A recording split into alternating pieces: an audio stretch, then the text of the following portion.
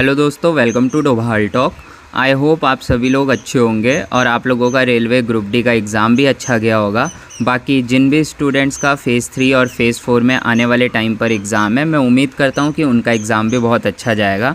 आज की वीडियो में मैं आप लोगों को फ़ेज़ 3 और फ़ेज़ 4 वाले स्टूडेंट्स के लिए सेफ़ स्कोर बताने वाला हूं। सारी चीज़ें मैंने एनालाइज़ की है, सब चीज़ को देखते हुए मैं बात करूँगा कि कितना अटैम्प्ट आपको रखना चाहिए और कितने नंबर आपको लाने चाहिए कि आप लोगों का फ़ाइनल सिलेक्शन हो जाए। और मैं फ़ाइनल सिलेक्शन की बात कर रहा हूँ, सिर्फ पीईटी के लिए सिलेक्शन की बात नहीं कर रहा हूँ। और जिन स्टूडेंट्स का फ़ेज़ 1 और फ़ेज़ 2 में एग्ज़ाम हो चुका है, उनके बारे में भी बात करेंगे कि उनका सिलेक्शन इस बार हो सकता है या नहीं हो सकता।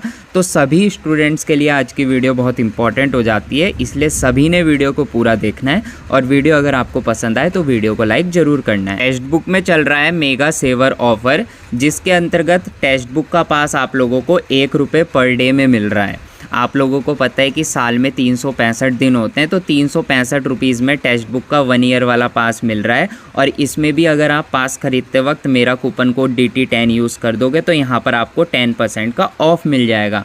तो इस टाइम पर टेक्स्ट बुक के पास की कीमत काफ़ी कम हो चुकी है। तो अगर आपके पास मॉक टेस्ट नहीं है तो ये बेस्ट टाइम बन जाता है मॉक टेस्ट बाय करने का।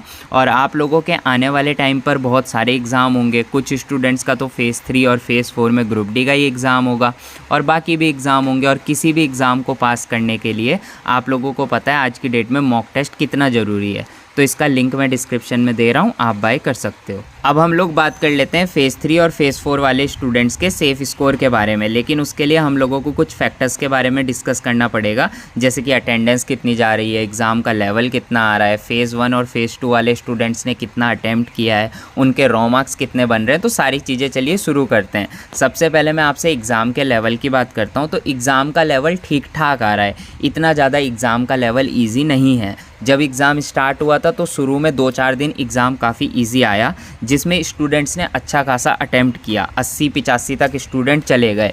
लेकिन उसके बाद एग्ज़ाम का लेवल ऐसा आने लगा कि 70 अटैम्प्ट करना भी बहुत मुश्किल होता जा रहा है। आप किसी भी स्टूडेंट से पूछ लेना जो अभी हाल फिलहाल में एग्ज़ाम देकर आया हो, वो बता देगा कि एग्ज़ाम का लेवल इतना ज़्यादा ईजी नहीं है। साइंस में बहुत ज़्यादा लॉजिकल क्वेश्चन आ रहे हैं, जीके के भी कुछ क्वेश्चन डीपली पूछे जा रहे हैं, रीजनिंग का तो पूछो ही मत, लंबी लंबी लैंग्वेज लिखी आ रही है और उसमें बहुत खतरनाक लॉजिक लग रहे हैं। कैलकुलेटिव पेपर है मैथ में भी, और जिस वजह से पेपर छूट रहा है और ज़्यादा अटैम्प्ट नहीं हो पा रहे हैं।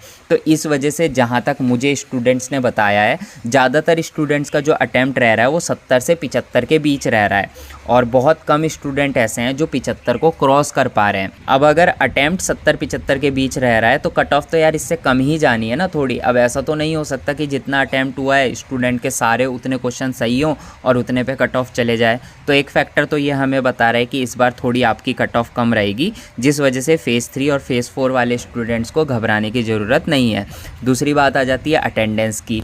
बहुत सारे स्टूडेंट्स मुझे लगातार बता रहे हैं और मैंने भी सेंटर्स के बाहर जाकर देखा है, अटेंडेंस इतनी ज़्यादा नहीं जा रही है, बहुत कम अटेंडेंस जा रही है। जहाँ तक मैं देख पा रहा हूँ 50% या उससे कम अटेंडेंस रह रही है। और ऐसा हर एक सेंटर में हो रहा है, चाहे आपका सेंटर किसी भी सिटी में पड़ रहा हो। बहुत सारे स्टूडेंट्स ने मुझे बताया है कि एक रूम में अगर 100 स्टूडेंट बैठ सकते थे तो उसमें मुश्किल से 14-15 ही पहुँच रहे हैं। तो यार अगर इतने कम स्टूडेंट एग्ज़ाम को दे रहे हैं तो सीधी सी बात है, इतना ज़्यादा कंपटीशन तो आपको फेस नहीं करना पड़ेगा।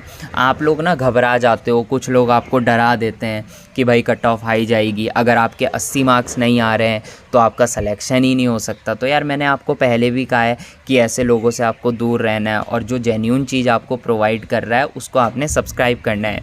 मेरे चैनल का मोटिव सिर्फ इतना है कि मैं आपको जेन्युइन से जेन्युइन चीज़ प्रोवाइड कर सकूं। आप लोग बिल्कुल भी डिमोटिवेट मत हो, आपका सिलेक्शन भी हो, हंसी खुशी आप अपनी फैमिली के साथ अपना टाइम काट सको।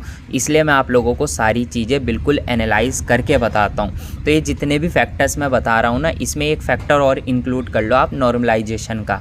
2018 में जो वैकेंसी आई थी उसमें नॉर्मलाइजेशन बहुत ज़्यादा हुआ था, 20-20, 25-25 मार्क्स स्टूडेंट्स के बढ़ गए थे, जिस वजह से कट ऑफ थोड़ी हाई थी। रॉ मार्क्स तो वो वही लेकर आए थे 50-60 के बीच, लेकिन नॉर्मलाइजेशन के मार्क्स जुड़ने के बाद वो मार्क्स 70-75 बन गए थे, जिस वजह से कट ऑफ थोड़ी ज़्यादा थी। लेकिन इस बार ऐसा होगा नहीं, नॉर्मलाइजेशन में इतने ज़्यादा मार्क्स बढ़ेंगे नहीं, ऊपर से अटैम्प्ट भी इतना ज़्यादा नहीं हो रहा है, 70 से 75 के बीच जा रहा है। अब अगर अटैम्प्ट 70 से 75 के बीच है तो कुछ क्वेश्चन गलत भी होंगे और काट फीट के मार्क्स वही बनने हैं 50-60 के बीच। तो जितने भी स्टूडेंट फ़ेज़ 3 और फ़ेज़ 4 का एग्ज़ाम देने जाने वाले हैं उनके लिए मैं आप लोगों को सेफ़ स्कोर बता देता हूँ। देखो, आप अपना अटैम्प्ट उतना रखना जितना आपको आता है। अगर आपको लगे कि एग्ज़ाम में आप लोगों को 80 नंबर का आता है तो आप 80 का अटैम्प्ट करके आओ।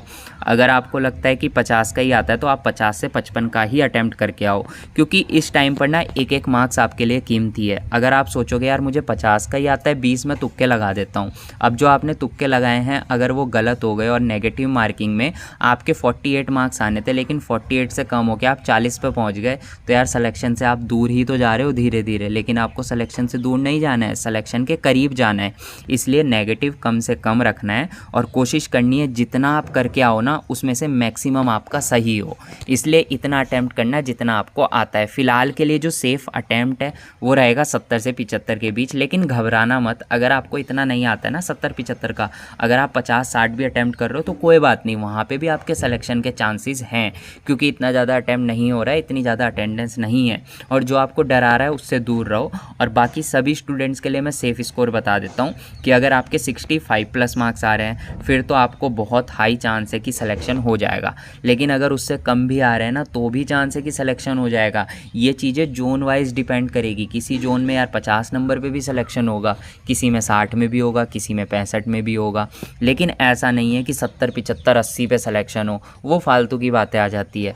सेकंड चीज़ आ जाती है आपकी कैटेगरी पे भी चीज़ें डिपेंड करती है। अगर मैंने आपको बोल दिया 65 रॉ मार्क्स, तो ज़रूरी थोड़ी आप SC कैटेगरी में हो तो भी आपको 65 लाने हैं। वो तो जनरल कैटेगरी के लिए 65 है। अगर आप SC में हो तो सीधी सी बात है आपका सिलेक्शन वही 50-55 पे होना है। तो आपको यहाँ पर घबराने की ज़रूरत नहीं है। दो चीज़ ध्यान में रखनी है। पहली चीज़, उतना अटैम्प्ट करने की सोचो जितना आपको आता है, और फिलहाल के लिए जो सेफ़ अटैम्प्ट और सेफ़ स्कोर रहेगा वो 50 से 60 के बीच रहेगा। अगर 65+ चले जाओ तो बहुत ही अच्छी बात है, लेकिन ज़बरदस्ती जाने की मत सोचना 65+, कहीं ऐसा ना हो कि नेगेटिव में आपके मार्क्स कट जाएँ। तो फुल्ली मोटिवेट रहो, इस बार सिलेक्शन के हाई चांस है, तो डरना नहीं है, फालतू लोगों से दूर रहना है जो आपको डराते हैं। मिलते हैं अपनी नेक्स्ट वीडियो में, तब तक के लिए बाय।